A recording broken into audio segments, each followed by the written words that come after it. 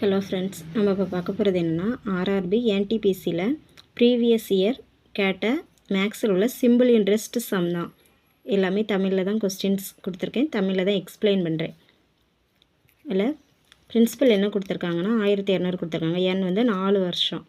Simple interest வந்து 240 கொடுத்துருக்காங்க. நம்ம இப்போ யூஸ் பண்ண போகிற மெத்தட் என்னென்னா, எப்போவுமே இந்த இடத்துல 100 கான்ஸ்டண்ட்டாக வச்சுக்கோங்க.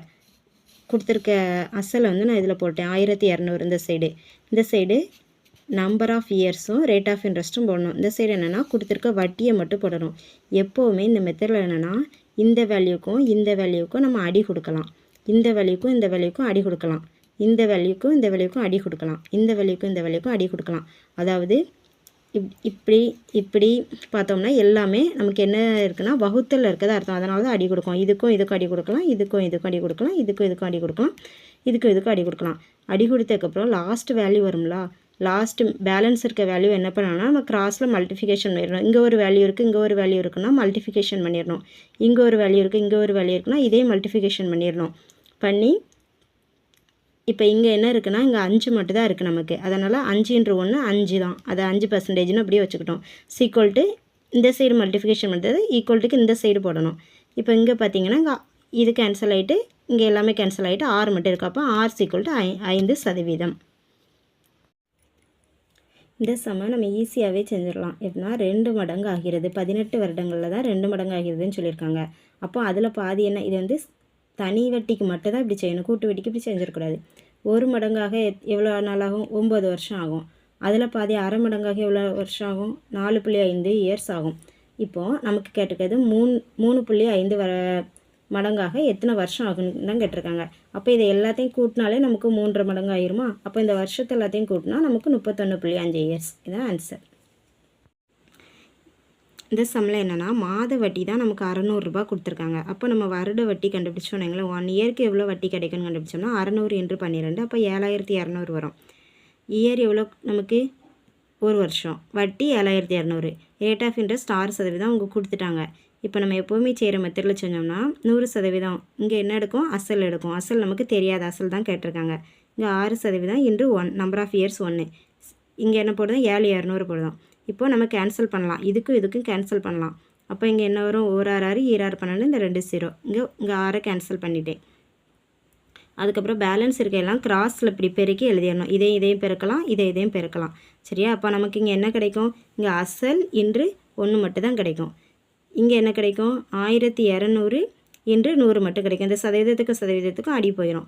இப்போ ஆன்சர் பி அசல் எவ்வளோன்னா 1,20,000. பியோட வேல்யூ 8000 கொடுத்துருக்காங்க. அது வந்து 9200 மாறுதுன்னு கொடுத்துருக்காங்க. அப்போ இதுக்குள்ள டிஃப்ரென்ஸ் தான் நமக்கு கிடைக்கிற வட்டி. 1200 ரூபா தான் நமக்கு கிடைக்கிற வட்டி. என் வந்து 3 வருஷம். அது அந்த மெத்தடில் போட்டோன்னீங்களே 100% தான் 8000. 3 × 6 என்னன்னா 1200. இப்போ இதுக்கும் கேன்சல் பண்ணலாம். 2 0க்கு 2 0 கேன்சல் பண்ணியாச்சு. இங்கே 1 0க்கு 1 0 கேன்சல் பண்ணியாச்சு. 1 8 இங்கே 15 8 120 வரும். அதுக்கப்புறம் இதை கிராஸ் மல்டிஃபிகேஷன் பண்ணால் இதை கிராஸ் மல்டிஃபிகேஷன் பண்ணதும் இதை கிராஸ் மல்டிஃபிகேஷன் பண்ணுறது ஈக்குவலாக இருக்கும். 3 6 தான் நமக்கு 15% கிடைக்கும். அப்போ 6ஓட வேல்யூ 15/3. 6ஓட வேல்யூ 5%.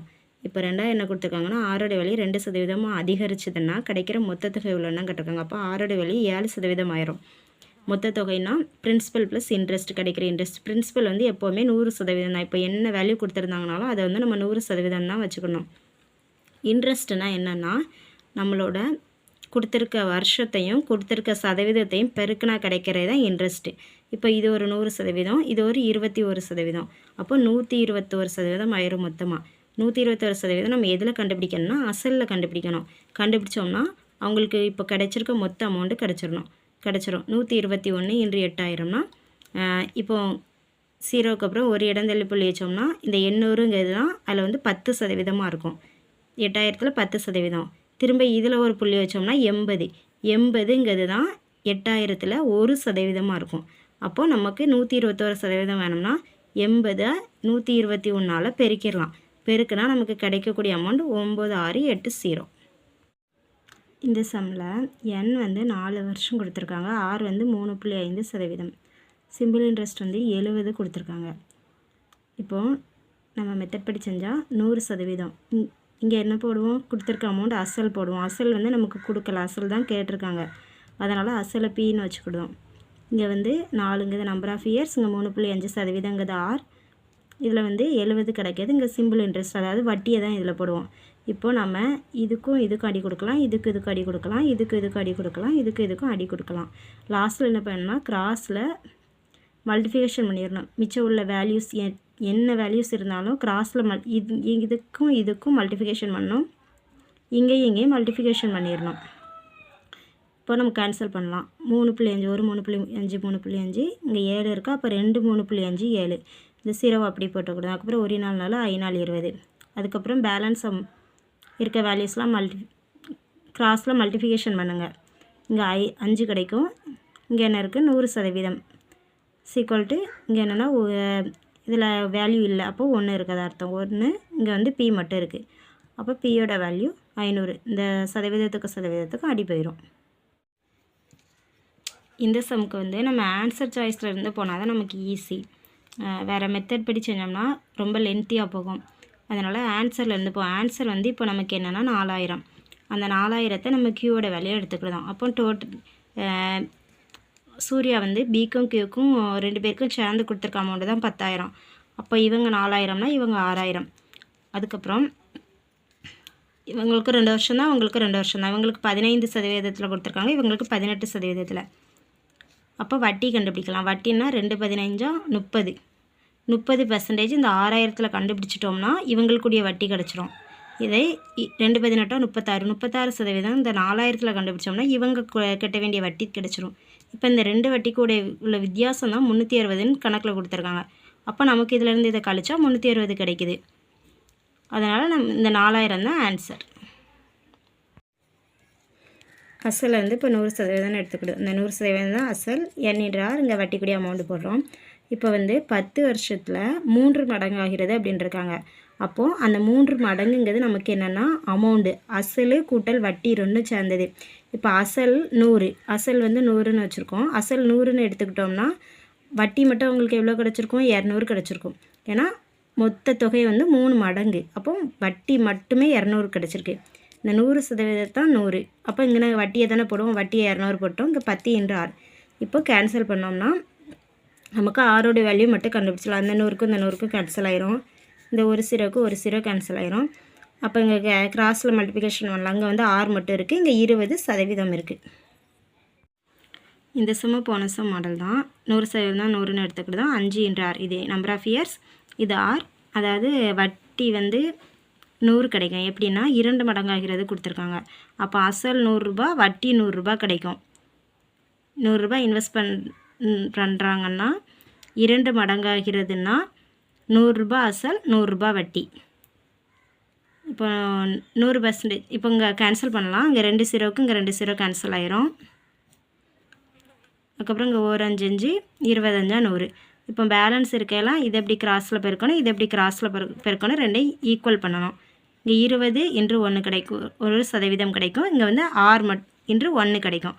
ஆரோட வேல்யூ அப்போ 20%.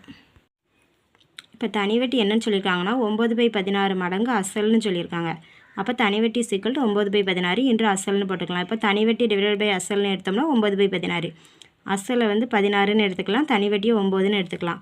நம்ம எப்போவும் போடுற அதை மெத்தடில் போடலாம். 100% தான் இங்கே 16, அதாவது அசல் நமக்கு 16 தான் கொடுத்துருக்காங்க.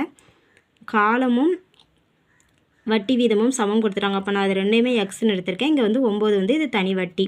இப்போ இதை கேன்சல் பண்ணிக்கலாம். 4 16 25 4 100. அப்போது இதை கிராஸில் மல்டிப்ளிகேஷன் பண்ணணும். மல்டிப்ளிகேஷன் பண்ணிங்கன்னா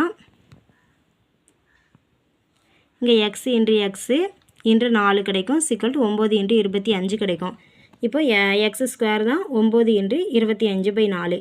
இப்போ எக்ஸ் மட்டும் கண்டுபிடிக்கணும்னா இதை ரூட்டில் போடலாம். போட்டு 2 வேல்யூக்கு ஒரு வேல்யூ வெளியில் எடுப்போம். அப்போ இந்த 9க்கு பதிலாக 3 × 3 தான் 9. அப்போ ஒரு 3 வெளியில் எடுத்துடலாம். இங்கே 25க்கு 5 வெளியில் எடுத்துடலாம், 4க்கு 2 வெளியில் எடுத்துடலாம். அப்போ x = 15/2 கிடைக்கும். அப்போ 7.5 கிடைக்கும். எக்ஸோட வேல்யூ 7.5னா நம்பர் ஆஃப் இயர்ஸ் வந்து 7.5 இயர்ஸ். ரேட் ஆஃப் இன்ட்ரெஸ்ட் வந்து 7.5%.